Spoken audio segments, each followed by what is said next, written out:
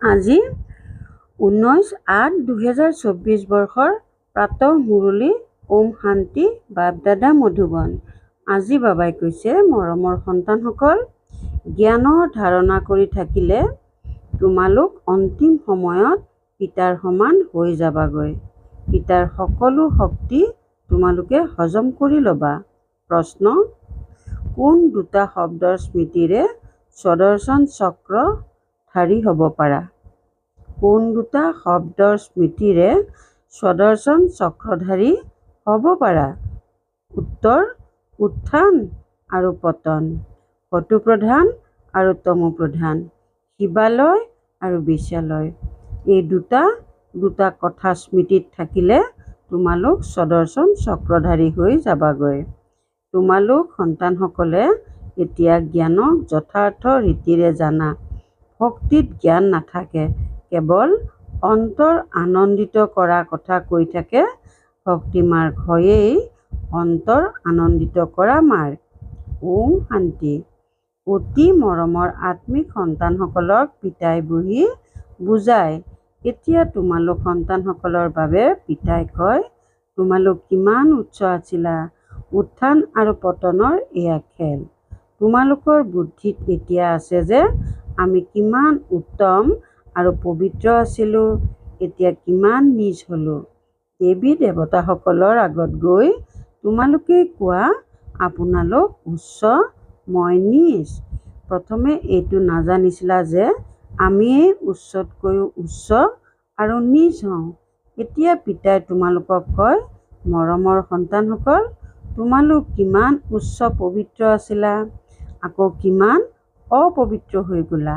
পবিত্ৰক উচ্চ বুলি কোৱা হয়, সেইখনক নিৰ্বিকাৰী বিশ্ব বুলি কোৱা হয়। তাত তোমালোকৰ ৰাজ্য আছিল, যিখন এতিয়া পুনৰ স্থাপনা কৰি আছে। পিতাই কেৱল ইংগিত দিয়ে যে তোমালোক বহুত উত্তম শিৱালয় সত্যযুগৰ নিবাসী আছিলা। আকৌ পুনৰ্জন্ম লৈ আধাতেই তোমালোক বিকাৰগ্ৰস্ত হলা, সেয়েহে বিকাৰী হলা। আধা কল্প পতিত আছিলা, এতিয়া তোমালোক পুনৰ নিৰ্বিকাৰী সতোপ্ৰধান হ'ব লাগে। দুটা শব্দ স্মৃতিত ৰাখিব লাগে। এতিয়া এইখন হৈছে তমোপ্ৰধান সৃষ্টি। সতোপ্ৰধানৰ সৃষ্টিৰ চিন হৈছে এই লক্ষ্মীনাৰায়ণ ৫০০০ বছৰৰ কথা। সতোপ্ৰধান ভাৰতত ৰাজ্য আছিল। ভাৰত বহুত উত্তম আছিল, এতিয়া কনিষ্ঠ হ'ল। নিৰ্বিকাৰীৰ পৰা বিকাৰী হওঁতে ৮৪ জন্ম লাগিল। অৱশ্যে তাতো অলপ অলপ কলা কম হৈ গৈ থাকে, কিন্তু সম্পূৰ্ণ নিৰ্বিকাৰী বুলিয়ে নক'ব জানো? একদম সম্পূৰ্ণ নিৰ্বিকাৰী বুলি শ্ৰীকৃষ্ণক কোৱা হ'ব। তেওঁ বগা অৰ্থাৎ পবিত্ৰ আছিল, এতিয়া কলা অৰ্থাৎ পতিত হৈ গৈছে। তোমালোক ইয়াত বহি আছা, গতিকে বুদ্ধিত থাকিব লাগে যে আমি শিৱালয়ত বিশ্বৰ মালিক আছিলো, অন্য কোনো ধৰ্মই নাছিল। কেৱল আমাৰেই ৰাজ্য আছিল। পাছত লাহে লাহে দুটা কলা কম হৈ গ'ল। অলপ অলপ কলা কম হৈ ত্ৰেতাত দুটা কলা কম হৈ গ'ল। পাছলৈ বিকাৰী হয় আৰু অধঃপতিত হৈ চি হৈ যায়। ইয়াক কোৱা হয় বিকাৰী বিশ্ব। বিষয় বৈতৰণী নদীত ডুব গৈ থাকে, তাত ক্ষীৰ সাগৰত থাকে। তোমালোকে গোটেই বিশ্বৰ বুৰঞ্জী ভূগোল, নিজৰ ৮৪ জন্মৰ কাহিনীও বুজি পাই গলা। আমি নিৰ্বিকাৰী আছিলো, এওঁলোকৰ ৰাজ্যত আছিলো, পবিত্ৰ ৰাজ্য আছিল। ইয়াক কোৱা হয় সম্পূৰ্ণ স্বৰ্গ, তাৰ পাছত ত্ৰেতাত আধা স্বৰ্গ। এইটো বুদ্ধিত আছে নহয়? পিতাহে আহি সৃষ্টিৰ আদি মধ্য অন্তৰ ৰহস্য বুজায়। মধ্যত ৰাৱণ আহিছে, আকৌ অন্তিমত এই বিকাৰী সৃষ্টিৰ বিনাশ হ'ব। পুনৰ আদিলৈ যাবৰ বাবে পবিত্ৰ হ'ব লাগে। নিজক আত্মা বুলি বুজি মামেকম অৰ্থাৎ কেৱল মোক স্মৰণ কৰা। নিজক দেহ বুলি নাভাবিবা। তোমালোকে ভক্তি মাৰ্গত প্ৰতিশ্ৰুতি দিছিলা, বাবা আপুনি আহিলে মই আপোনাৰেই হৈ যাম। আত্মাই পিতাৰ লগত কথা পাতে। শ্ৰীকৃষ্ণ জানো পিতা আছিল? আত্মাসকলৰ পিতা হৈছে নিৰাকাৰ শিৱ বাবা এজনেই। সেই সদৰ পিতাৰ পৰা সদৰ উত্তৰাধিকাৰ, বেহদৰ পিতাৰ পৰা বেহদৰ উত্তৰাধিকাৰ ভাৰতে লাভ কৰে। সেয়েহে সত্যযুগক শিৱালয় বুলি কোৱা হয়। শিৱ বাবা আহি দেৱী দেৱতা ধৰ্ম প্ৰতিষ্ঠা কৰে। এইটোতো সদায় স্মৃতিত ৰাখিব লাগে। এয়া আনন্দৰ কথা নহয় জানো? এতিয়া আমি পুনৰ শিৱালয়লৈ যাওঁ। কোনোবা মৰিলে কয় যে স্বৰ্গলৈ গ'ল, কিন্তু এনেকৈ কেতিয়াও কোনো নাযায়। এইবিলাক সকলো ভক্তিমাৰ্গৰ কাহিনী। অন্তৰ আনন্দিত কৰিবৰ কাৰণে। প্ৰকৃত স্বৰ্গলৈতো এতিয়া তোমালোক যাবা। তাত কোনো ৰোগ আদি নাথাকে। তোমালোক সদায় হৰ্ষিত হৈ থাকা। গতিকে পিতাই কিমান সহজকৈ সৰু সৰু সন্তানসকলক বহি বুজায়, বাহিৰত য'তেই নাথাকা তোমালোকে পদ পাব পাৰা। ইয়াত পবিত্ৰটো হৈছে প্ৰথম মুখ্য কথা। খোৱা বোৱা শুদ্ধ কৰা। দেৱতাসকলৰ সন্মুখত কেতিয়াবা চিগাৰেট, বিড়ি আদিৰ ভোগ লগোৱা জানো? গ্ৰন্থৰ অৰ্থাৎ গুৰু গ্ৰন্থ চাহেবৰ আগত কেতিয়াবা কণী বা বিড়ি আদিৰ ভোগ ৰাখিছা জানো? গ্ৰন্থক গুৰু গোবিন্দৰ শৰীৰ বুলি ভাবে। গ্ৰন্থক ইমান মান দিয়ে, এয়া যেন গুৰুৰ শৰীৰ, এনেকৈ শিখসকলে ভাবে। কিন্তু গুৰু নানকে জানো বহি গ্ৰন্থ লিখিছিল? নানকেতো অৱতাৰ ল'লে। শিখ লোকসকলৰ বৃদ্ধি হ'ল আৰু পাছত তেওঁলোকে গ্ৰন্থ আদি লিখিলে। এজনৰ পাছত এজন পুনৰ শিখ ধৰ্মত আহি থাকিল। প্ৰথমে গ্ৰন্থও সৰু হাতেৰে লিখা আছিল। এতিয়া গীতাৰ কাৰণে ভাবে এয়া শ্ৰীকৃষ্ণৰ ৰূপ।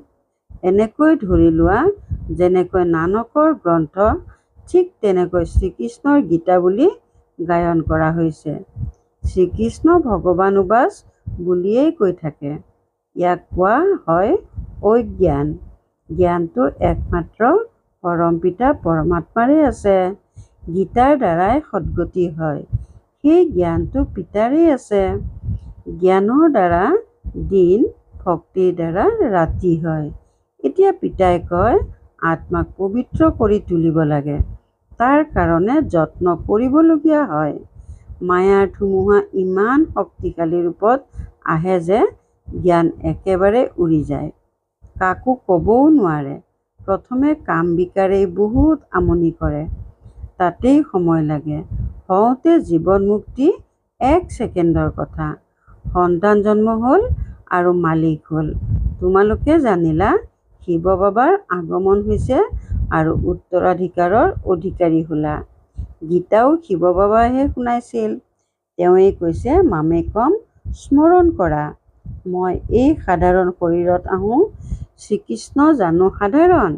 তেওঁতো যেতিয়া জন্ম লয় তেতিয়া যেন বিজুলীৰ চিকমিকনি হয়, বহুত প্ৰভাৱ পৰে। সেইকাৰণে শ্ৰীকৃষ্ণৰ এতিয়ালৈকে গায়ন কৰি থাকে। বাকী শাস্ত্ৰ আদি সকলো ভক্তিমাৰ্গৰ। ইংৰাজীত ফিলচফি অৰ্থাৎ দৰ্শন বুলি কৈ দিয়ে। আধ্যাত্মিক জ্ঞানটো আধ্যাত্মিক পিতাইহে দিব পাৰে। নিজেই কয় মই তোমালোকৰ আধ্যাত্মিক পিতা, জ্ঞানৰ সাগৰ। তোমালোক সন্তানসকলেও পিতাৰ পৰা শিকি আছা, জ্ঞান ধাৰণ কৰি আছা। আকৌ পাছলৈ পিতাৰ দৰে হৈ যাবাগৈ। সকলো নিৰ্ভৰ কৰে ধাৰণাৰ ওপৰত। পিতাৰ স্মৃতিৰে পাছত সেই শক্তি আহি যাব। স্মৃতিক ধাৰ বুলি কোৱা হয়। তৰোৱালৰ মাজতো পাৰ্থক্য থাকে নহয়। কোনোবাখন তৰোৱাল 100 টকাৰো থাকে, কোনোবাখন তৰোৱাল 3000ৰো থাকে। বাবাটো অনুভৱী হয়। তৰোৱালৰ বহুত মান আছে। গুৰু গোবিন্দ সিংহৰ তৰোৱালৰ কিমান মান আছে। গতিকে তোমালোক সন্তানসকলৰো যোগবল লাগিব। জ্ঞান তৰোৱালত ধাৰৰ প্ৰয়োজন। ধাৰ আহিলে তেতিয়া সোনকালে বুজি পাব। ড্ৰামা অনুসৰি তোমালোকে যত্ন কৰি থাকা। যিমানেই পিতাক স্মৰণ কৰিবা, স্মৃতিৰ দ্বাৰাই পাপখণ্ড হ'ব। পতিত পাৱন পিতাইহে যুক্তি শুনাই আছে। আকৌ কল্পৰ পাছতো এনেকৈয়ে আহি তোমালোকক জ্ঞান দিব। এওঁকো সকলো ত্যাগ কৰাই এনেকৈয়ে নিজৰ ৰথ কৰি ল'ব। তোমালোক সন্তানসকল তাত কিমান আকৰ্ষিত হ'লা, কেনেকৈ সকলো দৌৰি আহিল। পিতাৰ প্ৰতি আকৰ্ষণ আছে নহয়। এতিয়া তোমালোকো এনেকুৱা সম্পূৰ্ণ হ'ব লাগে, ক্ৰমানুসৰিয়ে হ'বাগৈ। এয়া ৰাজধানী স্থাপনা হয়। সৃষ্টি চক্ৰটো বুজি ল'লা, সত্যযুগৰ আদিৰ পৰা কলিযুগৰ অন্তলৈ। এতিয়া হৈছে সংগম যুগ। পাৱন কৰি তুলিবলৈও পিতাও নিশ্চয় আহিবলগীয়া হয়। পাৱন অৰ্থাৎ সতো প্ৰধান। আকৌ খাট পৰি গ'ল। এতিয়া সেই খাট কেনেকৈ আঁতৰিব?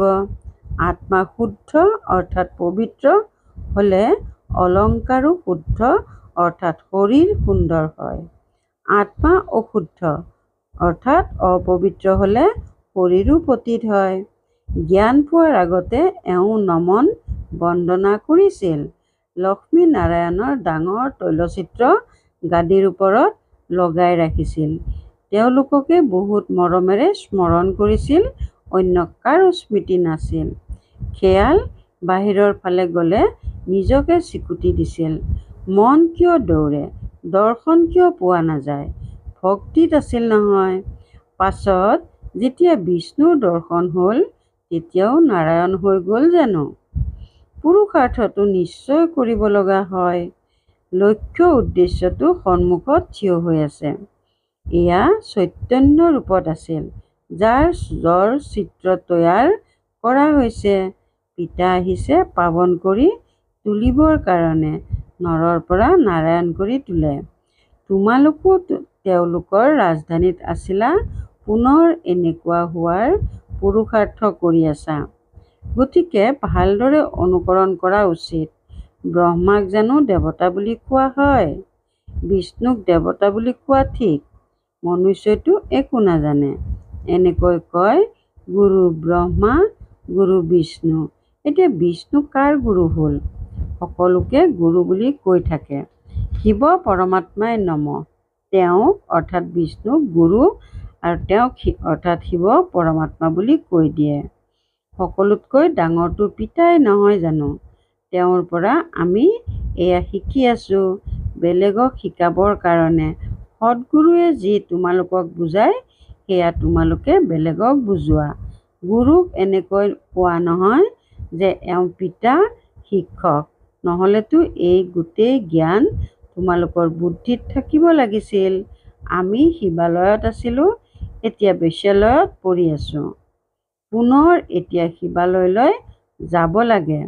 যদিও কয় ব্ৰহ্মত লীন হৈ গ'ল, জ্যোতিত বিলীন হৈ গ'ল, কিন্তু আত্মাটো অবিনাশী। প্ৰত্যেকতে নিজৰ নিজৰ ভূমিকা নিহিত হৈ আছে। সকলো ভাৱৰীয়া, তেওঁলোকে নিজৰ ভূমিকা পালন কৰিবই লাগে। সেয়া কেতিয়াও লোভ হৈ যাব নোৱাৰে। গোটেই সৃষ্টিত যিমান আত্মা আছে, সকলোৱে ভূমিকা পালন কৰিব লাগে। যেন নতুনকৈ দৃশ্যগ্ৰহণ হৈ যায়, কিন্তু এয়া অনাদি দৃশ্যগ্ৰহণ হৈয়েই আছে।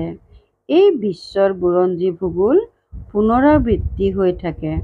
এয়া আচৰিত তৰা যি ভ্ৰুকুটিৰ মাজত জিলিকে, কেতিয়াও নুমাই নাযায়। এই জ্ঞান তোমালোকৰ আগতে নাছিল। বিশ্বৰ আচাৰ্য হেভেন অথবা স্বৰ্গৰ নাম শুনি অন্তৰ আনন্দিত হৈ যায়। এতিয়াতো সত্য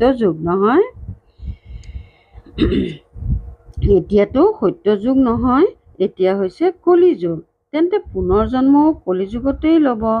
সকলোতো নিশ্চয় যাব লাগে, কিন্তু পতিত আত্মাসকলতো যাব নোৱাৰে। এতিয়া তোমালোক সন্তানসকল যোগ বলৰ দ্বাৰা পাৱন হোৱা। পাৱন সৃষ্টি ঈশ্বৰ পিতাইহে স্থাপনা কৰে। পুনৰ ৰাৱণে নৰক কৰি দিয়ে। এয়াতো প্ৰত্যক্ষ ৰূপত দেখা যায়। ৰাৱণক জ্বলায় নহয়। মনুষ্যইতো কয় এয়া অনাদি চলি আহিছে, কিন্তু কেতিয়াৰ পৰা আৰম্ভ হয় এইটো কোনেও নাজানে। আধা আধাটো কৰিব নোৱাৰি, কিয়নো লাখ লাখ বছৰ বুলি কৈ দিয়ে। কলিযুগক আকৌ 40,000 বছৰ বুলি কৈ দিয়ে। তেন্তে মনুষ্য ঘোৰ অন্ধকাৰত নাই জানো? অজ্ঞান নিদ্ৰাৰ পৰা জগোৱা বৰ কঠিন, জাগি নুঠেই। এতিয়া হৈছে সংগম যুগ, যেতিয়া পিতা আহি পাৱন হোৱাৰ যুক্তি অৰ্থাৎ উপায় শুনায়। তোমালোক পবিত্ৰ হ'লে পবিত্ৰ সৃষ্টিৰ স্থাপনা হৈয়েই যাব। এই পতিত সৃষ্টিয়ে শেষ হৈ যাব। এতিয়া কিমান ডাঙৰ সৃষ্টি! সত্যযুগতো সৃষ্টি বহুত সৰু হৈ যাব। এতিয়া মায়াৰ ওপৰত বিজয়ী হৈ পবিত্ৰ নিশ্চয় হ'ব লাগে। পিতাই কয়, মায়া বহুত শক্তিশালী। পবিত্ৰ হোৱাৰ ক্ষেত্ৰত অনেক প্ৰকাৰৰ বিঘিনি আনে। পবিত্ৰ হৈ থকাৰ সাহস কৰে। আকৌ মায়া আহি কি অৱস্থা কৰি দিয়ে, খোঁচা মাৰি বগৰাই দিয়ে, আৰ্জিত হোৱা উপাৰ্জন শেষ কৰি দিয়ে। তেতিয়া আকৌ বহুত কষ্ট কৰিবলগীয়া হয়। কোনোবা আকৌ অধঃপতিত হৈ পাছত মুখেই নেদেখুৱায়, তেতিয়া ইমান উচ্চ পদ পাব নোৱাৰে। পুৰুষাৰ্থ পূৰা কৰিব লাগে, অনুত্তীৰ্ণ হ'ব নালাগে। সেয়েহে কোনোৱে গন্ধৰ্ব বিবাহো কৰি দেখুৱায়। সন্ন্যাসী লোকসকলে কয় যে বিয়া পাতি পবিত্ৰ হৈ থকা এয়াতো অসম্ভৱ। পিতাই কয়, এইটো সম্ভৱ, কিয়নো প্ৰাপ্তি বহুত। এই অন্তিম এটা জন্ম তোমালোক পবিত্ৰ হৈ থাকিলে তোমালোকে স্বৰ্গৰ বাদশ্বাহী লাভ কৰিবা। তেন্তে ইমান ডাঙৰ প্ৰাপ্তিৰ বাবে তোমালোক এটা জন্ম পবিত্ৰ হৈ থাকিব নোৱাৰানে? কয় যে বাবা, আমি নিশ্চয় থাকিম। শিখ লোকসকলেও পবিত্ৰতাৰ খাৰু পিন্ধে। ইয়াক কোনো জৰী আদি বন্ধাৰ প্ৰয়োজন নাই। এয়াতো বুদ্ধিৰ কথা। পিতাই কয়, মামেকম স্মৰণ কৰা। কন্যাসকলে বহুতকে শুনায়, কিন্তু ডাঙৰ লোকসকলৰ বুদ্ধিত জানো ধাৰণ হয়? পিতাই কয়, প্ৰথমতে তেওঁলোকক ভাল ৰীতিৰে বুজোৱা। এয়া সকলো প্ৰজাপিতা ব্ৰহ্মাৰ সন্তান। শিৱ বাবাৰ পৰা উত্তৰাধিকাৰ পাই আছে। পতিতৰ পৰা পাৱন হ'ব লাগে। এতিয়া পিতাই কয়, মামেকম স্মৰণ কৰা। এনেকৈতো আন কোনেও ক'ব নোৱাৰে। প্ৰথমতে তেওঁলোকৰ বুদ্ধিত ধাৰণ কৰাব লাগে যে ভাৰত নিৰ্বিকাৰী আছিল, এতিয়া বিকাৰী, আকৌ নিৰ্বিকাৰী কেনেকৈ হ'ব? ভগৱান উবাচ, মামেকম স্মৰণ কৰা। ইমানখিনি ক'লেও অতি সৌভাগ্যৰ কথা, কিন্তু ইমানখিনি ক'ব নোৱাৰিব, পাহৰি যাব। বাবাই বুজাইছিল, উদ্ঘাটনটো পিতায়ে কৰি দিলে, বাকী তোমালোকে নিমিত্ত মাত্ৰ কৰি আছা। ভেটি তৈয়াৰ কৰি দিলে, বাকী এতিয়া সেৱা কেন্দ্ৰৰ উদ্ঘাটন হৈ আছে। এয়াতো গীতাৰেই কথা। গীতাতো আছে, হে সন্তানসকল, তোমালোকে কামৰ ওপৰত বিজয়ী হোৱা, তেতিয়া জগতজিত হ'বা। 21 জন্মৰ বাবে নিজে নহ'লেও আনকতো বুজোৱা। এনেকুৱাও বহুত আছে, যিয়ে আনক উঠাই নিজে অধঃপতিত হৈ যায়। কাম মহা শত্ৰু, একদম গাঁতত পেলাই দিয়ে। যিসকল সন্তান কামৰ ওপৰত বিজয়ী হয়, তেওঁলোকেই জগতজিত হয়। ভাল বাৰু, অতি মৰমৰ কল্পৰ পাছত পুনৰাই মিলিত হোৱা সন্তানসকলৰ প্ৰতি মাতা পিতা বাপ দাদাৰ স্নেহপূৰ্ণ স্মৰণ আৰু সুপ্ৰভাত। আত্মিক পিতাৰ আত্মিক সন্তানসকলক নমস্কাৰ। ধাৰণাৰ বাবে মুখ্য সাৰ 1 নম্বৰ, এই অন্তিম জন্মত সৰ্বপ্ৰাপ্তিক সন্মুখত ৰাখি পাৱন হৈ দেখুৱাব লাগে। মায়াৰ বিঘিনিৰ আগত পৰাজিত হ'ব নালাগে। 2 নম্বৰ, লক্ষ্য উদ্দেশ্য সন্মুখত ৰাখি পূৰা পুৰুষাৰ্থ কৰিব লাগে। যেনেকৈ পিতা ব্ৰহ্মাই পুৰুষাৰ্থ কৰি নৰৰ পৰা নাৰায়ণ হয়, তেনেকৈ অনুসৰণ কৰি ৰাজ সিংহাসনধাৰী হ'ব লাগে। আত্মাক শতপ্ৰধান কৰি তুলিবলৈ পৰিশ্ৰম কৰিব লাগে। বৰদান, অধিকাৰী হৈ সমস্যাবোৰক খেল বুলি বুজি অতিক্ৰম কৰোঁতা মুখ্য ভূমিকা পালন কৰোঁতা হোৱা। অধিকাৰী হৈ সমস্যাবোৰক খেল বুলি বুজি অতিক্ৰম কৰোঁতা মুখ্য ভূমিকা পালন কৰোঁতা হোৱা। যেনেকুৱা পৰিস্থিতিয়েই হওক, সমস্যাবোৰেই হওক, কিন্তু সমস্যাবোৰৰ অধীন নহ'বা। অধিকাৰী হৈ সমস্যাবোৰক এনেকৈ অতিক্ৰম কৰা যেন খেল বুলিয়েই অতিক্ৰম কৰি আছা। লাগিলে বাহিৰৰ পৰা চকুলো টোকাৰ ভূমিকাই হওক, কিন্তু ভিতৰি বুজিব লাগে যে এয়া সকলো খেল, যাক ড্ৰামা বুলি কোৱা হয়। আৰু ড্ৰামাত আমি হৈছোঁ মুখ্য ভূমিকা পালন কৰোঁতা। মুখ্য ভূমিকা পালন কৰোঁতা অৰ্থাৎ সঠিক ভূমিকা পালন কৰোঁতা। সেইবাবে জটিল সমস্যাবোৰকো খেল বুলি বুজি পাতল কৰি দিয়া, কোনো বুজা যাতে নাথাকে। শ্লোগান: সদায় জ্ঞানৰ স্মৃতিত থাকা, তেতিয়া সদায় সুৰক্ষিত হৈ থাকিবা, মায়াৰ আকৰ্ষণৰ পৰা বাচি যাবা। সদায় জ্ঞানৰ স্মৃতিত থাকা, তেতিয়া সদায় সুৰক্ষিত হৈ থাকিবা, মায়াৰ আকৰ্ষণৰ পৰা বাচি যাবা। ওম শান্তি। প্ৰীতি বুদ্ধিৰ হৈ বিজয়ী ৰত্ন হ'বৰ কাৰণে আজিৰ অব্যক্ত সংকেত: পবিত্ৰতাৰ সঁচা ৰাখি বন্ধা, অৰ্থাৎ সংকল্প ৰূপতো 5 বিকাৰৰ ওপৰত বিজয়ী হোৱা। ব্যৰ্থ সংকল্পই ক্ৰোধো উৎপন্ন কৰে।